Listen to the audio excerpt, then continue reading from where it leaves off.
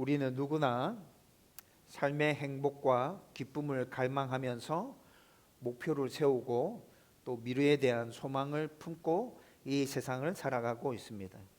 그런데 현실은 세상의 행복과 기쁨이 잠시 깃드는 것 같다가도 금방 사라져 버리고, 우리가 세웠던 그 목표는 자꾸 흔들리게 되고, 우리가 붙들고 있는 소망조차도 희미해져 갈 때가 참 많습니다.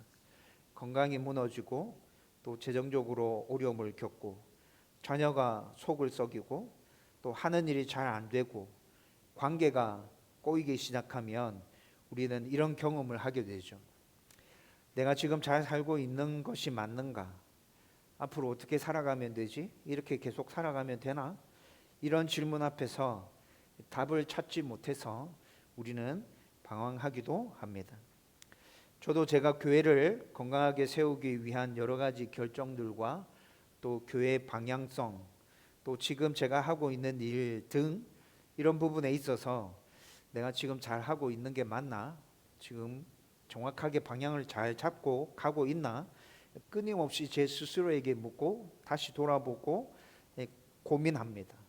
그러면서 하나님이 주인이신 교회를 세워가는 데 있어서 보람도 느끼고 기쁨도 누리고 있지만, 어떨 때는 낙심하고 좌절해서 힘들어할 때도 참 많습니다. 물론 말씀과 기도로 금방 회복되지만 문제는 이런 일들이 제 삶 속에서 계속 반복되고 있다는 것이죠. 그런데 바울 서신서를 읽어보면 바울은 참 특이한 사람인 것 같습니다. 어떤 상황 중에서도 늘 기쁨이 충만하고 또 삶의 목표가 굳건하고 분명하고 항상 소망이 넘치는 것 같아요. 여러분, 우리가 바울의 삶을 좀 알지 않습니까? 바울이 늘 기쁘고 늘 즐거웠나요? 즐겁고 기쁜 날보다 힘들고 사람들에게 핍박당하고 쫓기는 그날들이 더 많았잖아요. 그런데 바울 서신서를 읽어보면 이 사람 늘 이렇게 살아가고 있구나 라는 느낌을 받게 된다는 것이죠. 여러분, 오늘 우리가 읽은 이 빌립보서 말씀도 바울은 지금 로마 감옥에 갇혀져 있습니다. 그에게는 자유가 없고 기쁨이 없고 소망이 전혀 없는 상황 가운데 놓여져 있습니다. 그에게 있는 것이라고는 억압과 고난과 생명의 위험만 지금 넘쳐나고 있는 상황 가운데 있죠. 그러나 놀랍게도 그는 낙심하지 않고 있습니다.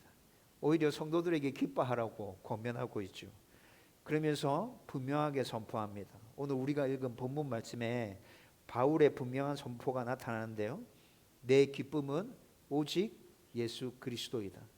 내 삶의 목표는 오직 예수님이시다. 내 삶의 소망은 오직 예수님이시다. 여러분, 오늘 우리가 읽은 본문에서 바울이 지금 감옥에 갇혀서 이 선포를 하고 있다고요.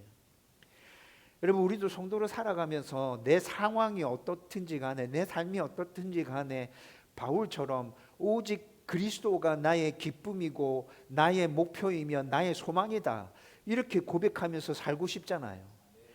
여러분, 그런데 이게 정말 현실의 삶 속에서 어렵다는 거 우리가 너무나도 또 잘 알고 있습니다.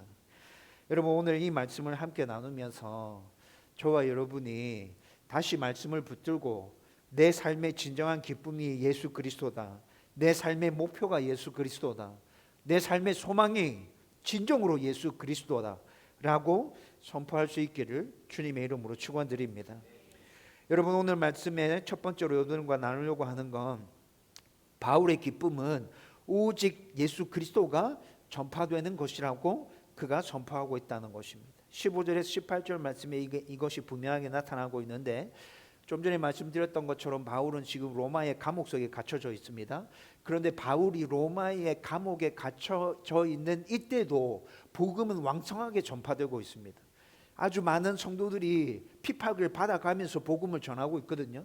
그런데 복음을 전하는 사람은 두 부류로 나눠집니다. 오늘 15절, 16절, 17절에서 그 두 부류의 복음 전하는 사람에 대해서 우리 가운데 얘기해 주고 있어요. 어떤 이들은 바울의 고난을 보면서 진심으로 그를 위로하고, 또 그가 갇혀서 복음을 전하지 못하기 때문에 나라도 나서서 하나님을 사랑하고 이웃을 사랑함으로 복음을 전해야겠다 생각하고 열심히 복음을 전하는 사람들이 있었어요. 16절에 나타나는 사람들입니다. 그런데 이와는 좀 다른 모습으로 17절에 다른 이들은 투기와 분쟁으로, 더 나아가서는 바울을 괴롭게 하려는 의도로 복음을 전하는 일들도 있었습니다. 여러분, 바울이 로마에 도착해서 복음을 전하기 시작할 때 로마에 살고 있는 그리스도인들 중에도 바울을 지지하지 않는 사람들이 굉장히 많았어요. 그들은 바울이 사도적인 권위를 가졌다는 그 주장이 마음에 들지 않았어요. 또 그의 엄청난 영향력이 불편했고 바울의 그런 모습을 시기하고 질투하는 그리스도인들이 있었다는 것이죠. 그런데 바울이 지금 감옥에 갇혔습니다. 그들이 생각할 때는 이때가 그들에게는 좋은 기회입니다. 바울의 공백을 자신들이 메울 기회라 생각하고 그들이 열심히 복음을 전하는 겁니다. 그들이 복음을 전하는 동기는 네가 없어도 우리도 로마 땅에 충분히 복음을 전할 수 있어.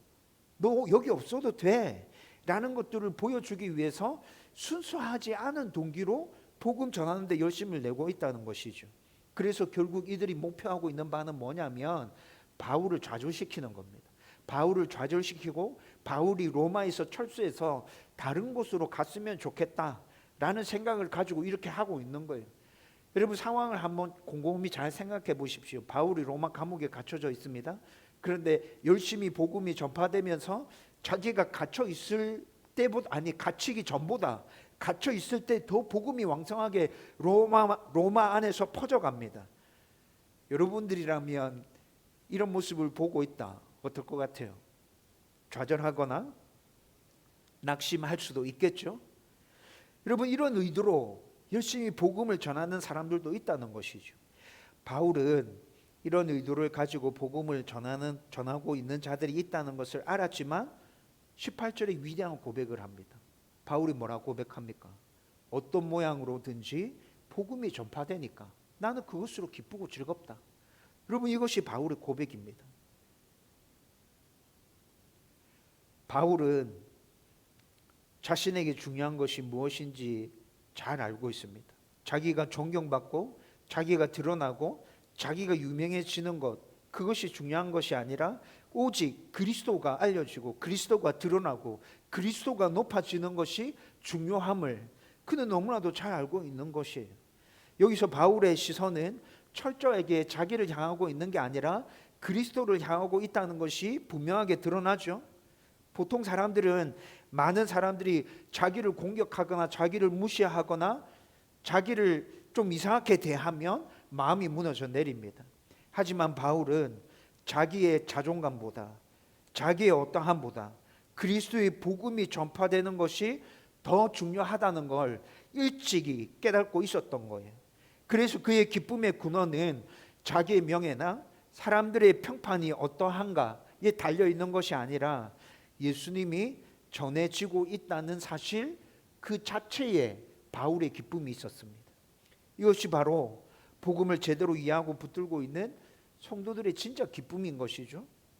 상황이 어떠하든지 나의 평가가 어떠하든지 복음은 전해지고 있고 그리스도가 드러나고 있기 때문에 기뻐하고 즐거워하는 것, 여러분, 이것이 성도들의 진짜 기쁨이라는 것입니다.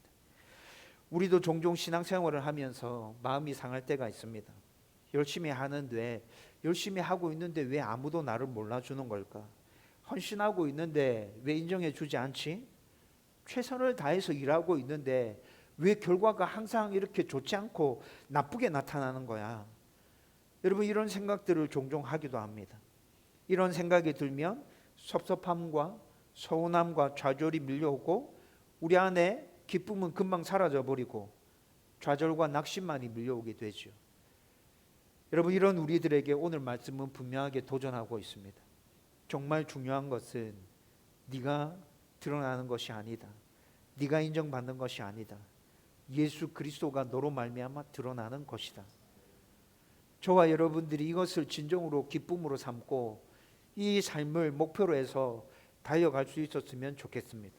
교회 봉사도 전도도 헌신도 내가 아니라 주님이 드러나기 위함이라는 것을 기억하고 그렇게 최선을 다해서 헌신하고 노력한다면 우리는 어떤 상황을 만나든지 기뻐하고 즐거워할 수 있습니다. 누가 알아주든 몰라주든 주님이 전해지고 주님이 높아지는 그 사실 하나만으로 우리는 만족할 수 있게 된다는 것이죠.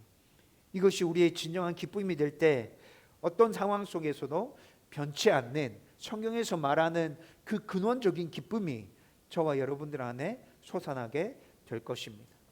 두 번째로 바울이 얘기하고 있는 것은 바울의 삶의 목표는 오직 그리스도가 존귀하게 되는 것이라는 그것에 대해서 말씀해 주고 있습니다. 19절에서 21절에서 이를 분명히 보여주고 있는데, 여러분 19절 말씀을 보면 바울은 자신에게 닥친 이 일로 말미암아서 결국에는 그가 구원을 받고 천국에 이를 것이라고 확신하고 있습니다. 그러면서 20절은 그의 삶의 분명한 목표는 살든지 죽든지 내 몸으로 그리스도가 존귀하게 되는 것이라고 선포하고 있습니다.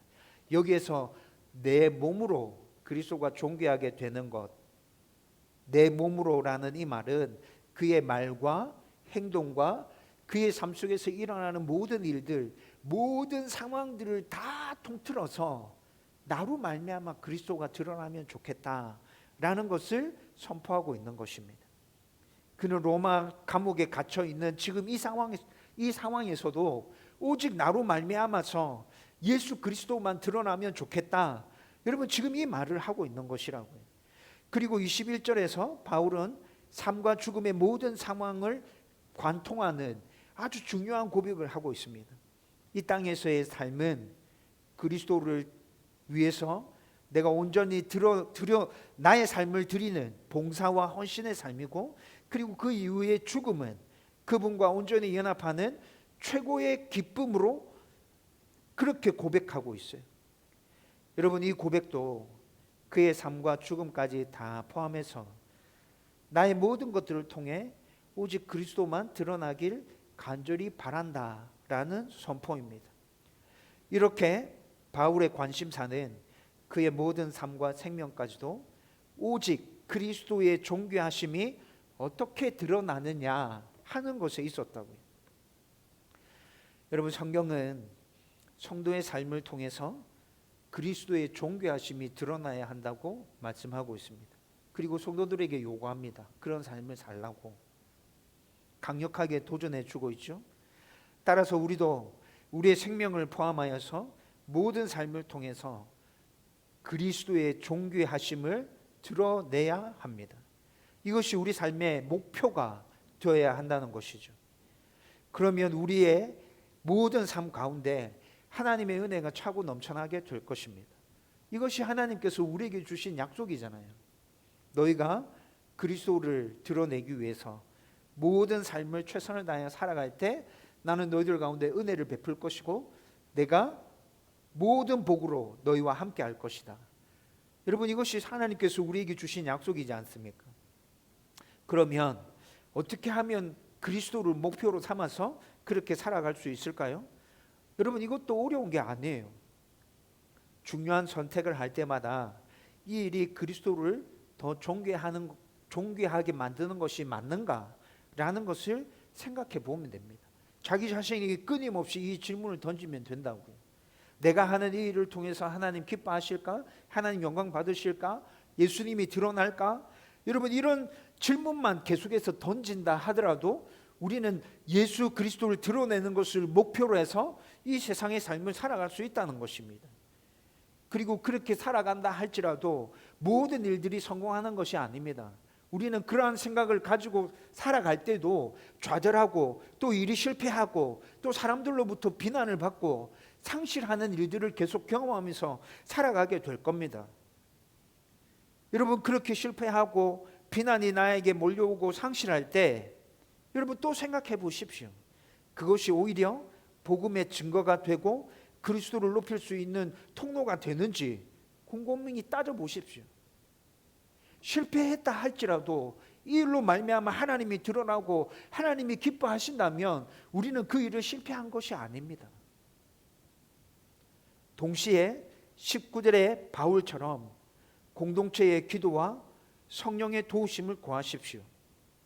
여러분 우리 스스로 결단하고 우리 혼자 스스로 노력한다고 해서 그리스도를 드러내는 삶이 잘 사라지는 게 아니잖아요. 그래서 교회 공동체가 필요한 것이고, 그래서 우리 가운데 내주하고 계시는 성령의 도움과 은혜가 우리 삶 가운데 끊임없이 필요한 것이죠. 여러분, 이 사실을 기억하고 성도들과 함께 나의 아픔과 슬픔과 또 나의 기쁨과 하나님께서 나의 주신 그 은혜들을 나누고 또 서로 한 마음으로 기도하면서 그렇게 나로 말미암아 그리스도가 드러나는 그 일에 목표를 두고 살아간다면 우리는 함께 그런 삶을 살아갈 수 있게 될 것입니다. 저와 여러분들이 이런 삶을 살아갈 수 있기를 주님의 이름으로 축원드립니다. 세 번째로, 바울의 소망은 오직 그리스도와 함께하는 것입니다. 여러분, 22절에서 26절 말씀에 이 부분이 잘 드러나고 있는데, 여러분 22절에서 26절까지 말씀을 읽어보면 바울은 지금 두 가지를 놓고 고민하고 있습니다. 바울이 지금 감옥에 갇혀서 갈등하고 있는 그 내적 갈등이 지금 22절에서 26절의 말씀에 드러나고 있다는 것이죠. 여러분, 바울 마음에 하나의 마음으로 자리 잡고 있는 것은 23절 말씀에 보면 차라리 이 세상을 떠나서 그리스도와 함께 있는 것이 훨씬 더 좋겠다. 여러분, 지금 바울은 이런 생각을 하고 있습니다. 여러분, 우리도 때로 이 세상을 살아갈 때 힘들고 어려운 일들을 계속해서 만나면 그냥 차라리 천국에서 하나님과 영원토록 함께 살아가는 것이 훨씬 더 기쁘고 즐겁겠다, 이런 생각들을 가끔씩 하지 않습니까? 그는 죽음이 곧 그리스도와의 친밀한 교제가 시작되는, 완전한 교제가 시작되는 제일 유익한 상태라고 지금 말하고 있어요. 그런데 또 다른 한편에 마음에 자리 잡고 있는 것이 있습니다. 24절 말씀에 보면 바울은 육신으로 있는 것이 빌립보 교회와 동역자들에게 더 유익하다고 또 판단하고 있어요. 다시 말씀드리면 자신이 이 세상에 더 머물러서 그들을 돕고 격려할 때 그들의 믿음의 진보와 기쁨이 더 풍성해진다는 것을 잘 알고 있는 것이죠. 결국 이 두 가지 갈등으로 지금 바울이 내적인 고민을 하고 있는 거예요. 결국에는 이 두 가지 갈등을 잘 균형을 맞춰서 아주 적절하게 결론을 맺고 있습니다. 어떤 결론입니까? 내가 개인적으로 바라는 죽어서 천국 가서 그리스도와 온전하게 함께 하는 그 삶을 잠시 유보해 두고 공동체를 위해서 좀 더 이 세상에 살면서 사람들과 또 교회를 굳건하게 세워가야겠다라고 선택한 모습을 오늘 발견해서 오늘 말씀에서 확인할 수 있습니다. 여러분, 그런데 22절에서 26절까지 이 말씀을 쭉 읽어보면서 바울에게서 지금 드러나고 있는 모습은, 바울은 죽음을 그리스도와 영원히 함께하는 완전한 행복으로 이해하고 있고 이를 간절히 소망하고 있다는 것이 분명하게 드러난다는 것이죠. 이런 소망을 가지고 있기 때문에 그가 지금 감옥에 갇혀 있지만 기뻐하고 즐거워할 수 있는 것이고, 또 이런 소망을 가지고 있기 때문에 생명의 위협을 받고 있지만 그 생명의 위협이 두렵지 않은 거예요. 담대한 거예요. 여러분, 성도가 품어야 할 소망이 바로 이것입니다. 성도의 소망은 그저 천국을 기다리기만 하는 수동적인 것이 아닙니다. 이 세상과 천국에서의 삶 모두에서 그리스도와 온전히 함께하는 삶을 소망하면서 살아야 합니다. 여러분, 천국에서만 하나님과 예수님과 함께하는 그 삶이 온전히 이루어지는 게 아니죠. 우리는 이 세상에 살아가면서 그리스도를 영접하는, 예수님을 영접하는 그 순간부터 하나님과 함께하는 삶이 시작된다고요. 여러분, 이 삶이 완성되어지는 것이 천국에서 완성되어지는 것이잖아요. 그래서 어떤 상황이든지 간에 그 소망으로 하나님과 함께하고자 하는, 예수님과 함께하고자 하는 그 소망으로 말미암는 참 평안을 누리면서 각자의 사명에 최선을 다하면서 살아가는 것이 성도의 삶이라는 것이죠. 이런 소망이 있다면, 저와 여러분들 가운데 이런 소망이 있다면 때로는 바울처럼 빨리 천국 가고 싶은 마음이 생겨날 때도 있을 겁니다.